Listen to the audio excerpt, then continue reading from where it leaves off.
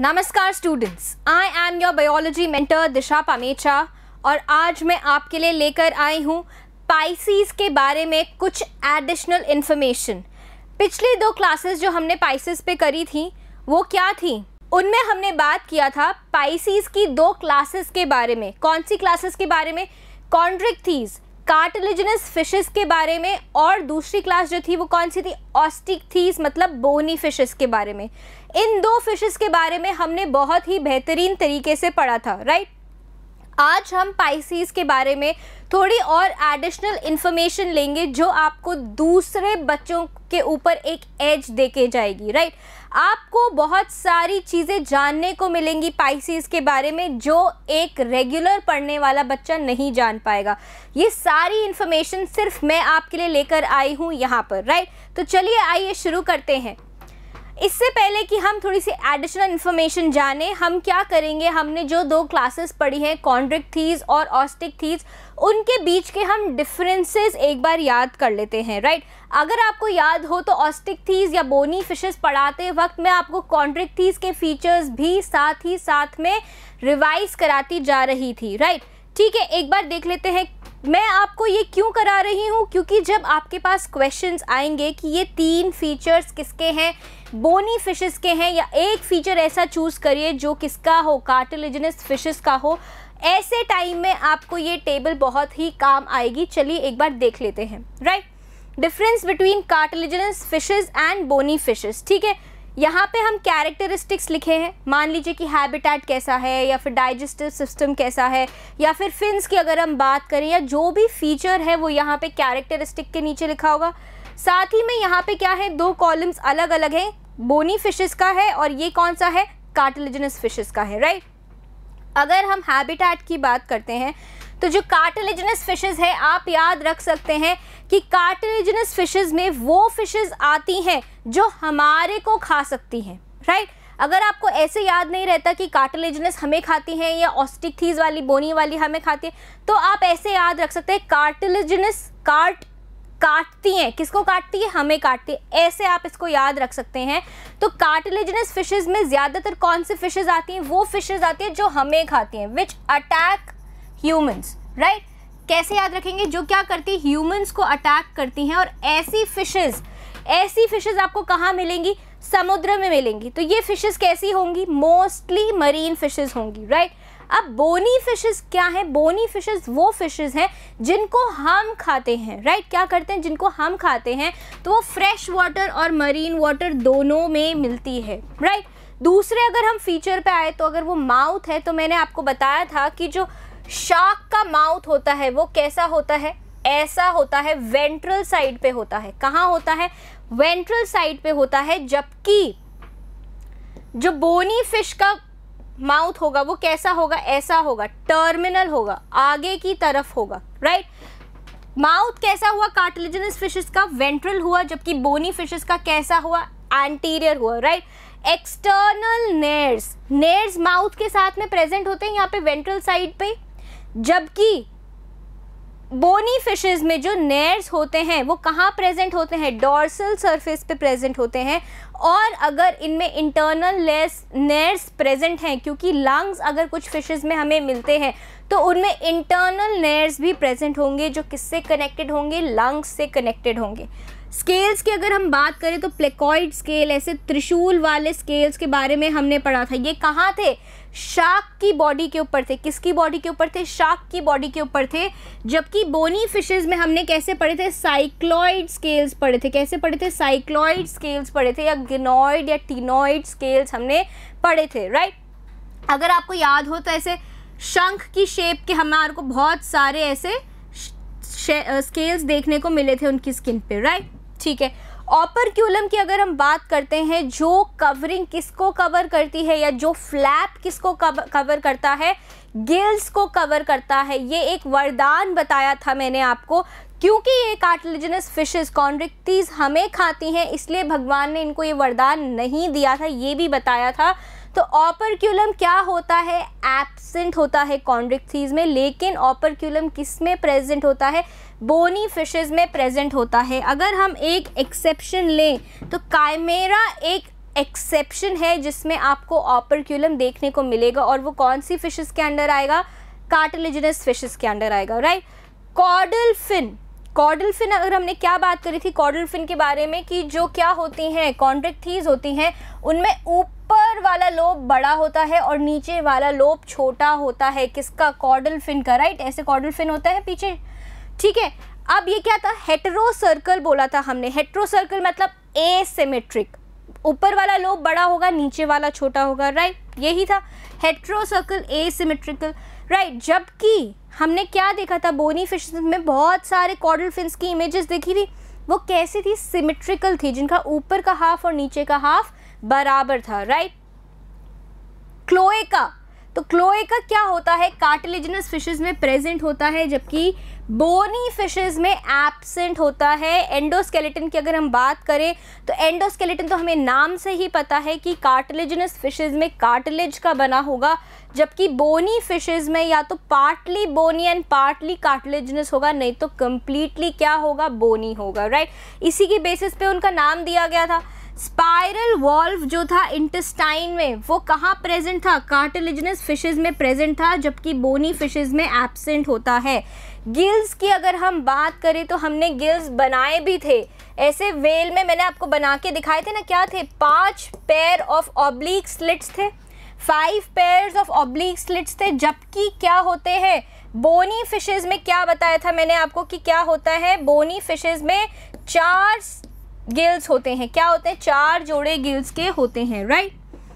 Swim bladder, फिर से ये एक वरदान के बारे में बात हो रही है, जो कि किस में नहीं है?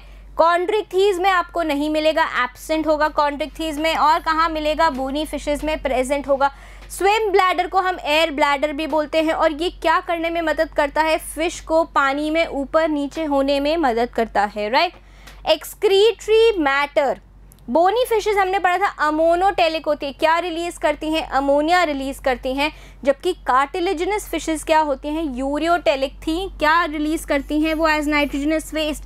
यूरिया रिलीज करती हैं, राइट।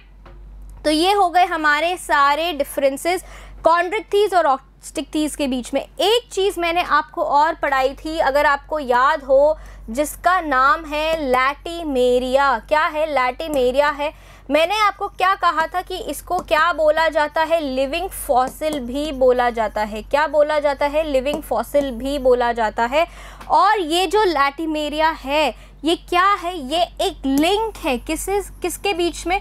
फिशेस के बीच में और एम्फीबियंस के बीच में। किस के बीच में? फिशेस और एम्फीबियंस के बीच का ये लिंक है। क्यों लिंक है?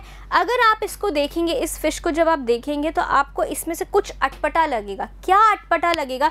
जनरली क्या होता है, जो फिश की बॉडी होती है उसके ऊपर डायरेक्टली फिन अटैच्ड होता है ऐसे। जब आप इसमें देखेंगे तो आपको यहाँ पे एक ये एक्स्ट्रा लोब लाइक स्ट्रक्चर दिखेगा, उसके ऊपर ये क्या अटैच्ड है? ये फिन अटैच्ड है। क्या अटैच्ड है? फिन अटैच्ड है। यहाँ पे भी आप देखेंगे तो एक लोब्यूलर स्ट्रक्चर निकल रहा है जिसके ऊपर फिन अटैच्ड है। ये भी एक लोब्यूलर स्ट्रक्चर है जिसके ऊपर फिन अटैच्ड है। तो ये लोब्यूलर स्ट्रक्चर क्या चीज़ है? तो क्या हो रहा है? ट्रांजिशन हो रहा है, बदलाव हो रहा है। हम एक से दूसरे क्लास पे मूव कर रहे हैं, राइट। फिशेस से हम मूव कर रहे हैं एम्फीबियंस से। तो सबसे बड़ा डिफरेंस क्या है कि एम्फीबियंस में क्या डेवलप हो जाता है? किस में आता है एम्फीबियंस? टेट्रापोडा में आता है। किस में आता है? टेट्रापोडा में आता है। मतलब उसमें पोडा डेवलप होंगे। क्या डेवलप होंगे? लिम्स डेवलप होंगे। तो ये जो लोब्यूलर स्ट्रक्चर्स बन रहे हैं, ये किसका स्टार्टिंग है? क्या बनने वाला है? यहाँ लिम्स बनने वाले हैं। क्या बनने वाले हैं? लिम्स बनने वाले हैं। और जो फिश के जो फिन्स थे वो किस में ट्रांसफॉर्म होंगे? धीरे धीरे लिम्स में ट्रांसफॉर्म होंगे। तो ये क्या है? ये बीच की एक इंटरमीडिएट स्टेज है। किसकी इंटरमीडिएट स्टेज है? इससे जस्ट पहले क्या आएंगी? फिशेज आएंगी जिनकी बॉडी से डायरेक्टली क्या अटैच्ड है? क्या अटैच्ड है? उनका फिन अटैच्ड है। लेकिन ये बीच में एम्फीबियंस में क्या बन गए हैं? हमारे पास एम्फीबियंस में पूरे लिम्स बन गए हैं, राइट। फिंगर्स, डेक्टाइल वाले लिम्स बन गए हैं।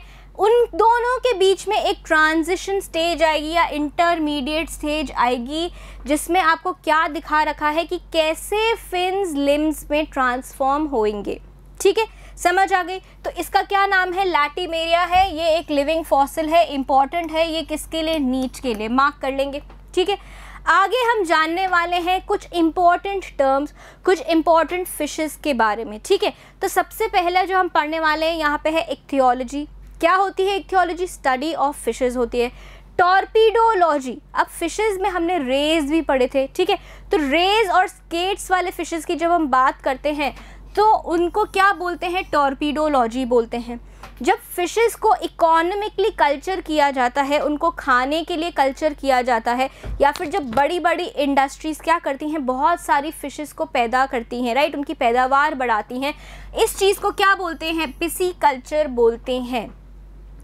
जॉलेस फिशेस कब आई थी? जॉलेस फिशेस कौन सी होती हैं?